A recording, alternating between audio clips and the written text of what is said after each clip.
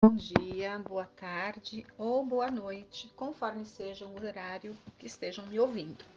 Dando sequência ao estudo do livro Paulo Estevam, vamos fazer aí uma retrospectiva da última semana, em que nós estávamos vendo que o Yoshedeb ou Joshedeb, ele estava ali andando pelas ruas da Acaia, ele estava indo, né, para o mercado, ele encontra na ida ali um grupo de soldados romanos que estavam ali circulando naquela metrópole, uma cidade grande, né?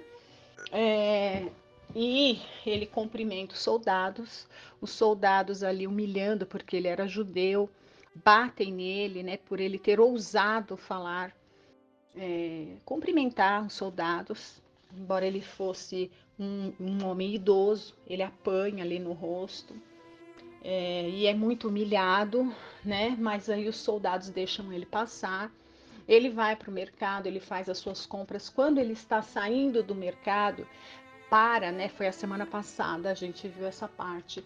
Um oficial ali do Império Romano, ele para com uma carruagem ali, né, naquela parte mais movimentada da cidade e lê um edital, né?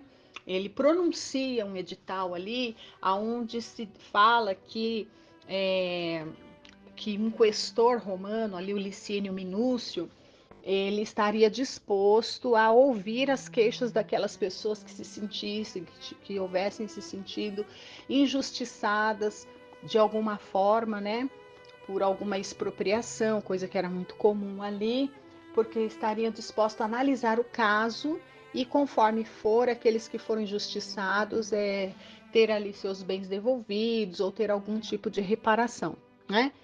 E esse senhor aí, o Jochedeb, ele foi uma pessoa que no passado foi justamente expropriado por esse mesmo Licínio Minúcio.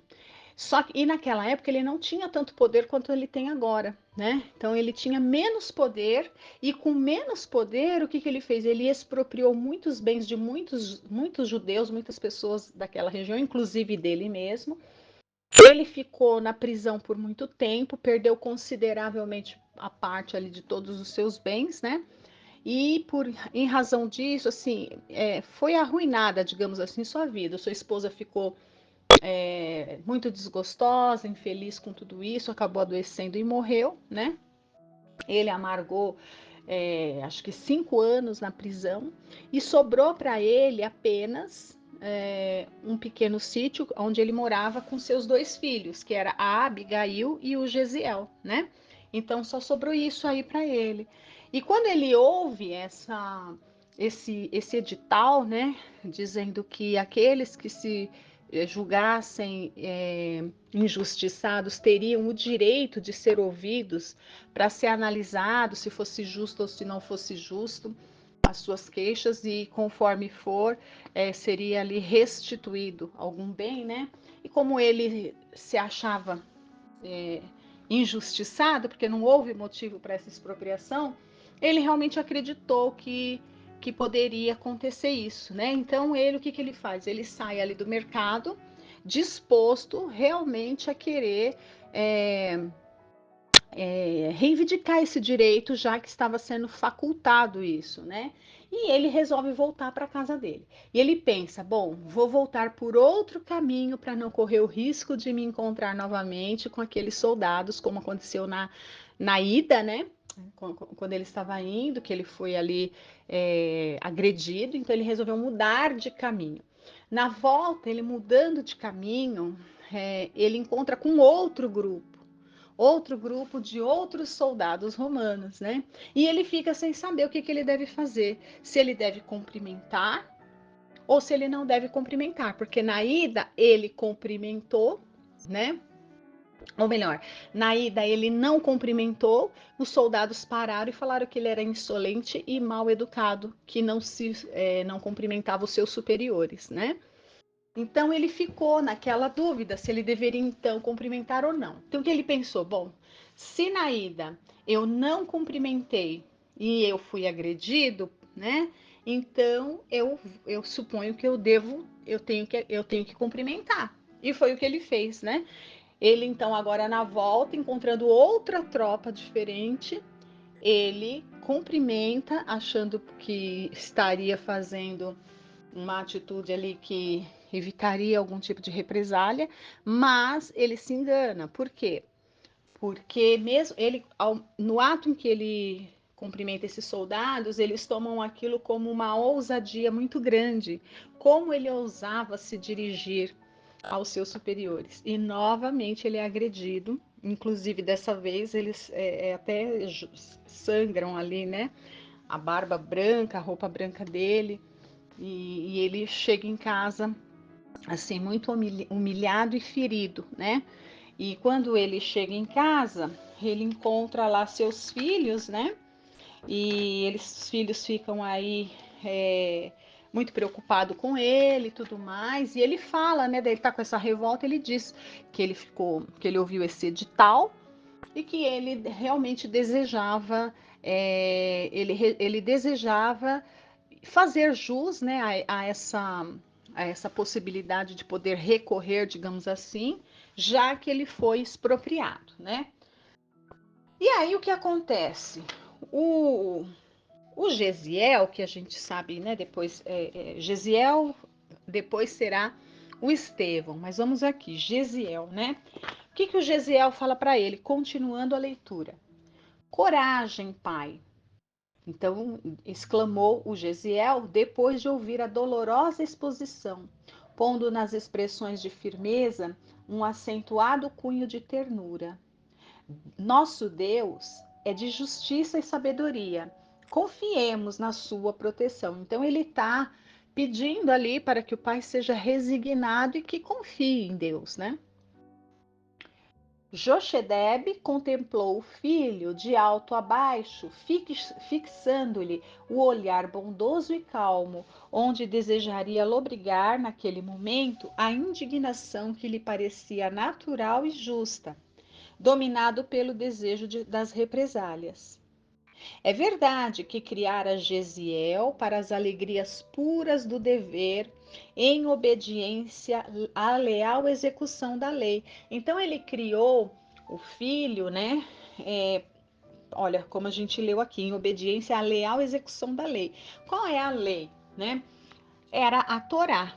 A Torá, o que é a Torá? A Torá são os 5 primeiros livros ali da Bíblia, né? Então são cinco, é o Pentateuco. O que é a Torá ali? Aquela parte da Torá é a parte que foi, digamos assim, registrada por escrito. Mas muito antes da Torá ser registrada, o povo hebreu já existia, né?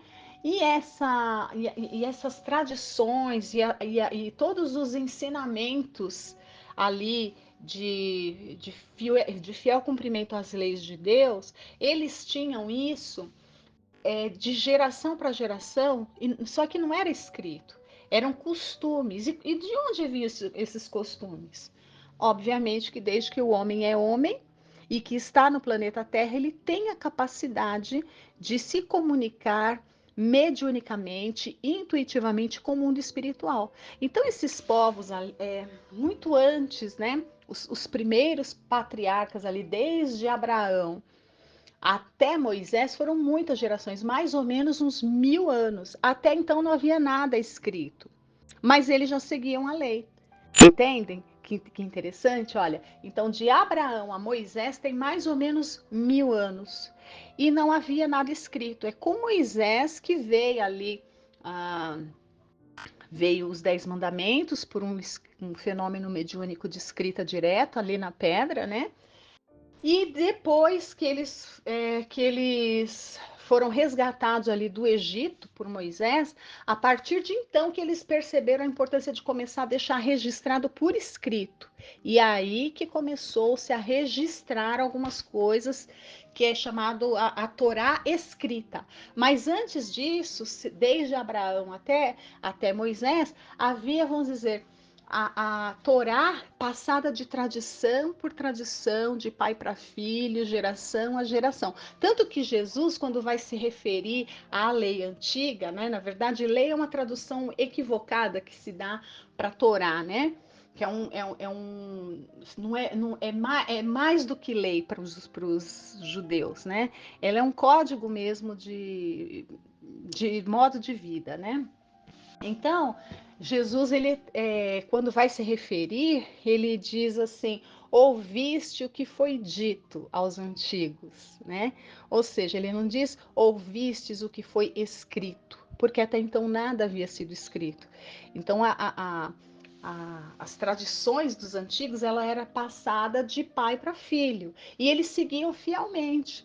E assim, essa era a primeira revelação, né? Então tudo contém lá. Então assim, e Jesus também disse: não vim destruir a lei ou não vim destruir a Torá, né? É, ele veio fazer o quê? Dar cumprimento a ela. E como de fato ele fez, né?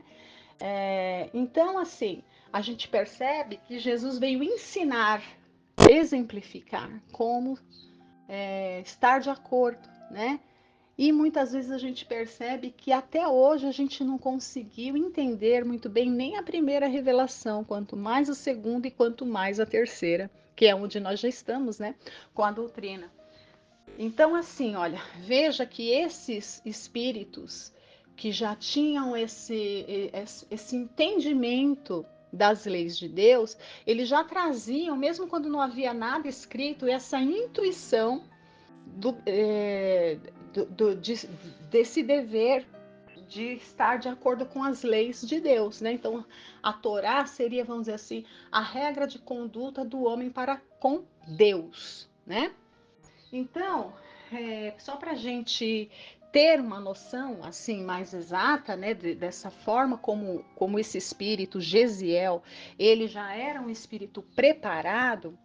A gente vai ver aqui, olha, no Evangelho segundo o Espiritismo, no capítulo Sede Perfeitos, então aqui a gente já vai ver que Gesiel, que foi criado para obedecer o dever ao cumprimento da lei, né, da lei de Deus, então ele já era um espírito que foi moldado para isso e ele trazia os seus os seus atributos pessoais já nesse sentido. Ele já era um espírito desses ali que já trazia uma relativa perfeição moral dentro de si, né? O Gesiel. E aqui, olha, no Evangelho segundo o Espiritismo, a gente tem, eu trago aqui um parênteses, né, sobre o que seria esse dever, né, que o Jochedeb aqui fala como ele criou o seu filho, né? Que ele criou Gesiel para as alegrias puras do dever em obediência à leal execução da lei, lei de Deus. Então veja, era um espírito que já tinha essa concepção de dever que nós vamos ver aqui, olha. Uma mensagem de Lázaro. O dever é a obrigação moral, primeiro para consigo mesmo e depois para com os outros. Eu não vou ler tudo, só vou pegar algumas definições que está nessa mensagem. Outra definição para dever. O dever é a lei da vida. Outra definição aqui mais para frente, outra observação. O dever do coração, fielmente observado, eleva o homem. E seria bom a gente gravar esses conceitos do dever para a gente analisar, né, esse espírito Gesiel, que depois mudará seu nome, né, se batizará como Estevão, né? Esse que é considerado o primeiro mártir aí do cristianismo. Outra consideração aqui sobre o dever. O dever começa precisamente no ponto em que ameaçais a felicidade ou a tranquilidade do vosso próximo e termina no limite que não desejaríeis ver transporto em relação a vós mesmos. Mais para frente, também outra consideração sobre o dever. O dever é o resumo prático de todas as especulações morais. Então, dever é algo, não é algo parado, né? É prático, ele é ativo, é cumprir com aquilo, é fazer o que é certo. O dever é o mais belo galardão da razão. Porque ele nasce da razão, né? Então é a partir de uma fé raciocinada que a gente sabe que temos o dever de praticar o bem. E Gesiel, ele foi criado nessas bases, né? Então eu fiz esse parênteses aqui só para a gente analisar um pouco do perfil, né? Da forma, do jeito de ser, da personalidade de Gesiel, que será batizado como Estevão posteriormente. Então, olha, ele já muito jovem, ele já trazia tudo isso, todos esses valores morais, aí, esses tesouros morais, né, em si. Continuando aqui, então, olha, Gesiel foi criado para as alegrias puras do dever em obediência à lei, a leal execução da lei, né, a lei mosaica. Entretanto, nada o compelia a abandonar suas ideias de desforra, de maneira a desafrontar-lhe os ultrajes recebidos. Então, mesmo o filho argumentando, o José ele não estava nem um pouco, ele não estava nem um pouco a fim de desistir da ideia de ir recorrer por se sentir ultrajado, né? E o filho estava tentando fazer com que ele esquecesse disso, né? E ele começa a falar, né? Filho, obtemperou depois de meditar longo tempo. Jeová é cheio de justiça, mas os filhos de Israel, como escolhidos, precisam igualmente exercê-la. Poderíamos ser justos olvidando as afrontas? Não poderei descansar sem o repouso da consciência pela obrigação cumprida. Tenho necessidade de assinalar os erros de que fui vítima no presente e no passado. E amanhã irei ao legado ajustar minhas contas. De fato, ele foi vítima, mas ele estava assim, ele estava de boa fé, achando que ele estava de boa fé e até ingênuo, o pobre, né? Ele estava realmente acreditando que um romano iria ouvir um judeu e, mais do que isso, ressarci-lo de alguma injustiça. Olha a ingenuidade dele, né? Mas ele estava de boa fé e achava que isso era possível. O jovem hebreu, né, Gesiel, fez um movimento de espanto e acrescentou, né? Perguntou para ele: Ireis porventura à presença do questor Licínio esperando providências legais? E os antecedentes, meu pai? Pois não foi esse mesmo patrício quem vos despojou de grande patrimônio territorial, atirando-vos ao cárcere? Não vedes que ele não tem nas mãos as forças da iniquidade? Não vedes que ele tem nas mãos as forças da iniquidade? Ou seja, não vê que ele é injusto, né?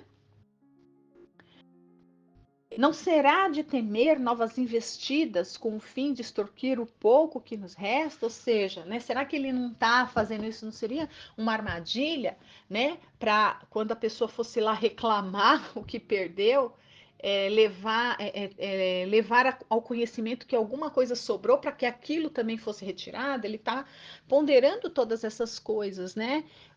Gesiel ali ele está fazendo uso ele está usando de uma lucidez que o pai, por estar sendo ali, por estar com muita raiva, magoado, foi humilhado, ele está querendo usar disso, daí ele está acreditando, achando que ele pode de alguma forma ser ressarcido, porque é muita injustiça que está sofrendo, né? Mas é porque ele está magoado em que ele está acreditando nisso. E o Gesiel, de uma maneira muito lúcida, está tentando mostrar para ele, pai, é muita ingenuidade, né? Eles não vão fazer isso.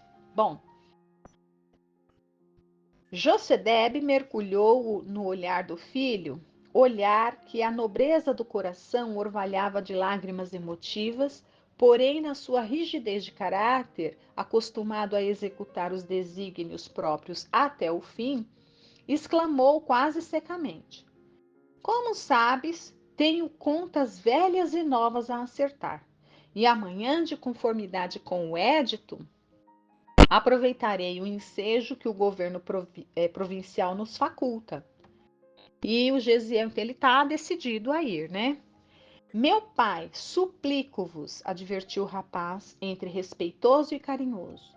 Não lancei mão desses recursos.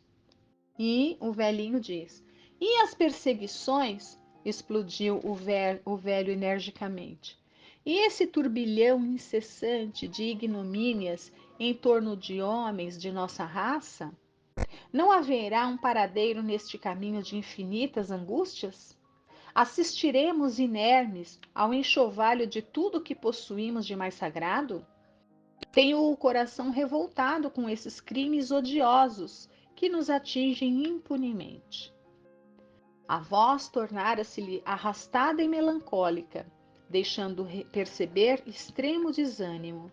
Todavia, sem se perturbar com as objeções paternas, Gesiel prosseguiu. Essas torturas, entretanto, não são novas. Há muitos séculos, os faraós do Egito levaram tão longe a crueldade para com os nossos ascendentes que os meninos de nossa raça eram trucidados logo ao nascer. Antíoco Epifânio, na Síria, mandou degolar mulheres e crianças no recesso mesmo dos nossos lares. Em Roma, de tempos em tempos, todos os israelitas sofrem vexames e confiscos, perseguição e morte. Mas certamente, meu pai, Deus permite que assim aconteça, para que Israel conheça nos sofrimentos mais atrozes a sua missão divina. Então, gente, aqui a gente percebe, né, como que esse espírito já tinha uma lucidez, né, que aqueles sofrimentos atrozes eram o quê?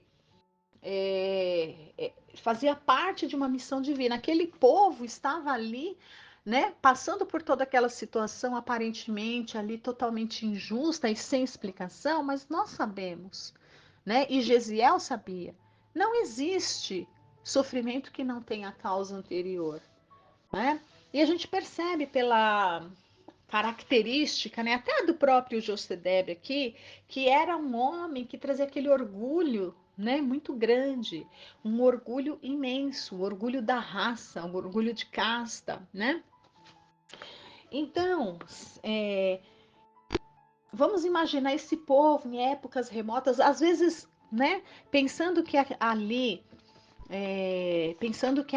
eram, né, de onde que eles traziam, de onde que eles traziam essa sina de passar por tanta perseguição, por tanto semitismo, sim, né? Por tanto, ou melhor, por tanto antissemitismo, uma rejeição pela raça hebraica que a gente percebe desde esses tempos remotos até atualmente, né? Da onde vem? Se tudo tem uma causa, né? Então, de períodos anteriores, de encarnações anteriores, né? Se não neste mundo, em outros mundos até, talvez, né? Não sabemos. Mas o fato é que não existe sofrimento que não esteja atrelado a uma causa anterior, né? Porque não existe efeito sem causa. Então, se eles passavam por todos esses por todas essas injustiças, algum motivo havia. E Gesiel trazia isso muito claro para si. Ele entendia. Ele não tinha esse conhecimento que a terceira revelação, que a doutrina espírita traz para a gente com toda essa clareza, mas ele trazia isso instintivamente dentro de si, como? Não se revoltando, ele não conhecia os motivos, mas ele sabia que existiam motivos e que esses motivos eram justos, né? E que era necessário saber suportar esses sofrimentos atrozes, como ele diz aqui, né? E aí vamos continuar. Olha, o velho israelita parecia meditar as ponderações do filho, contudo acrescentou resoluto: Sim, tudo isso é verdade, mas a justiça reta deve ser cumprida, ceitil por ceitil, e nada poderá demover-me. Então ireis reclamar amanhã perante o legado? Sim, respondeu. Nesse momento, o olhar do jovem demorou na velha mesa onde repousava a coleção dos escritos sagrados da família. Animado por súbita inspiração, Gesiel lembrou humildemente. Então ele estava ali, né? Então ele tem uma inspiração, porque estavam os escritos. Então, por essa época já tinha o hábito de se deixar as coisas escritas, né? E abrindo os textos ao acaso, né? Então, os textos da Torá, né? E abrindo os textos ao acaso, conforme o costume da época, veja que quando a gente tem esse hábito de abrir o evangelho ao acaso, né? A gente traz, olha, de quantos séculos, né? E abrindo os textos ao acaso, conforme o costume da época, a fim de conhecer a sugestão que eles pudessem facultar às sagradas letras, leu na parte dos provérbios. Então ele pega a Torá, que são os 5 primeiros livros para nós, né, da Bíblia, e cai ali nos provérbios. E ali, olha, filho meu, não rejeiteis o corretivo do Senhor, nem te enojes de sua repreensão, porque Deus repreende aquele a quem ama, assim como o pai ao filho a quem quer bem. Então abriu bem nessa uma parte bem dizendo mesmo, como não bastasse o filho falar para ele, né, aceitar a situação como ela estava, né, sem querer reclamar, veio também ali nas escrituras mesmo ensinamento ali em Provérbios, né? E aí, olha, quando o Gesiel lê, como que o velho israelita fica, né? O velho israelita abriu os olhos espantados, revelando a estupefação que a mensagem indireta lhe causava. E como Gesiel o fixasse longamente, demonstrando ansioso interesse por conhecer-lhe a atitude íntima, em face da sugestão dos pergaminhos sagrados, acentuou. Então, aí o que ele vai falar a respeito do que foi lido, né? O Jochedeb. Recebo a advertência dos escritos, meu filho, mas não me conformo com a injustiça. Veja aqui a rebeldia dele, né? Mas não me conformo com a injustiça, e segundo tenho resolvido, levarei minha queixa às autoridades competentes. O rapaz suspirou e disse resignado: Que Deus nos proteja.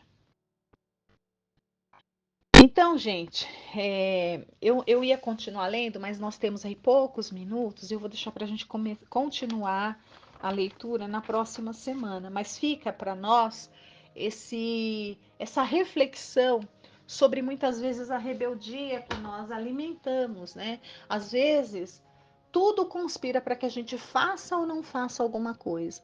Né? A gente costuma entender assim, como que Deus fala com os homens? Deus fala com os homens através de outros homens. Então, às vezes a gente está com uma ideia ali na cabeça, aí vem alguém e que às vezes nem sabe dos nossos dramas, nem sabe.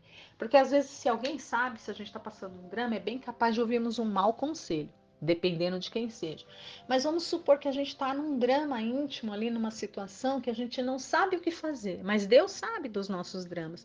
E se a gente tiver o merecimento necessário, muitas vezes a gente pode se deparar com alguém que vai falar alguma coisa sem nem saber nada, né? Que pode nos ajudar, né? Ou a gente abre um livro e a resposta está ali, ou seja, se a gente tiver os olhos de ver e os ouvidos de ouvir, se a gente estiver aberto e receptivo, muitas vezes as respostas chegam, só que nós, né, se estivermos com os olhos abertos, né, com os olhos de ver e com os ouvidos de ouvir, se estivermos assim, receptivos, abertos, né, por isso dá a importância da gente estar sempre em contato com Deus, fazendo a prece, pedindo conselho a Deus, né, sobre todas as atitudes que a gente esteja ali pretendendo tomar. Isso não é virar em absoluto, não significa que a gente está sendo aquelas pessoas que não têm controle sobre a própria vida, não. Muito pelo contrário, né? Muito pelo contrário. isso dá testemunho de que nós somos pessoas que estamos amadurecendo, estamos saindo ali de uma consciência adormecida, né? E estamos tentando tomar as rédeas da nossa vida e nós temos consciência ainda da nossa pequenez mesmo e da nossa fragilidade, né? E aí, num ato de submissão a Deus, se colocar através da prece, através de um pensamento sempre ligado ao alto, pedir conselhos, né? Quando a gente tiver situações da vida e sempre ter o hábito de pedirmos conselhos a Deus. O que que eu devo fazer, Senhor? Como que eu devo agir? É óbvio que a gente tem que estar preparado e saber que não vai vir uma resposta pronta, né? Dizendo faça isso ou faça aquilo. Afinal, nós somos dotados de livre-arbítrio. Mas a gente vai aprender que um bom conselho, através, né, de uma boca que vai falar alguma coisa, de uma página que vai se abrir, de uma coisa que a gente vai sintonizar, que ouviu ali no rádio, na TV, sei lá onde, alguma coisa vai chegar, né? E se a gente tiver aberto porque fez essa conexão, a gente vai intuitivamente conseguir saber qual é o caminho mais certo a tomar.